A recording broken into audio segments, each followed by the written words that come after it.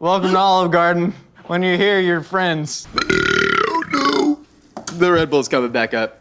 It's coming. And then we're gonna... oh boy. Sorry, it's the bananas.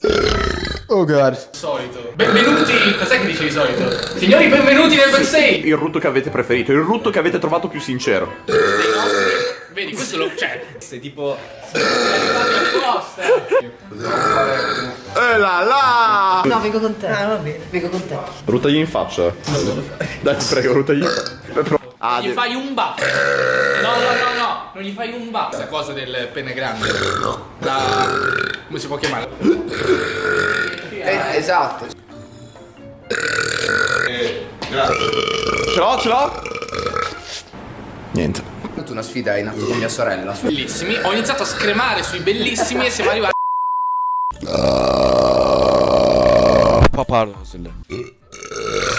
O kim? Kapışalım mı? Kapışalım kardeşim. Sıra sende hadi. Sıra bende, tamam, bekle. Tamam, devam et. Hadi götün yiyorsa geç beni. Oha! Freestyle atıyoruz amına.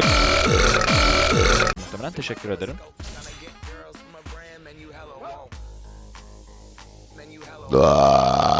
Sodalandınız arkadaşlar.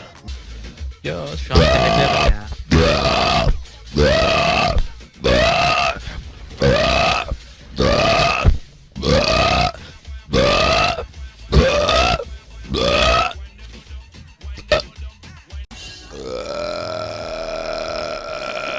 Ay ananı avradım. Yarasın koçuma.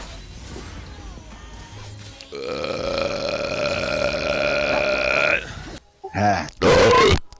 Oha amına koyayım oha ya. Oğlum bunu video koyma amına. Oha amına koyayım. Abbas yanmasan. Amına koyayım ne Şimdi bak izle. Bak gördün mü nasıl siker? I need to burp so bad. That was the one. Oh no. Oh jeez. Bekle burası dönmüyor. Ça ça met du cœur.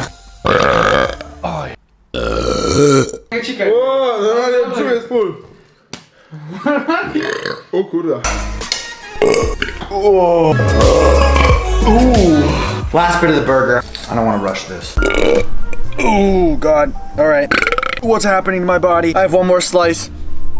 Poi a parte essere saurda però al massimo una cosa del genere. Ciccio! Ciccio! Questa è la mia vita! Rutto, storeggio, bestemmia a Dio! Igual es porque estoy tomando bastante.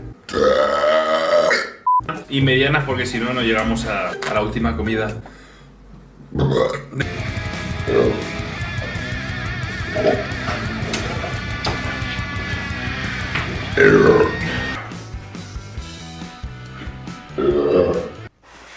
Two, 4, 6, 8, 10, 12.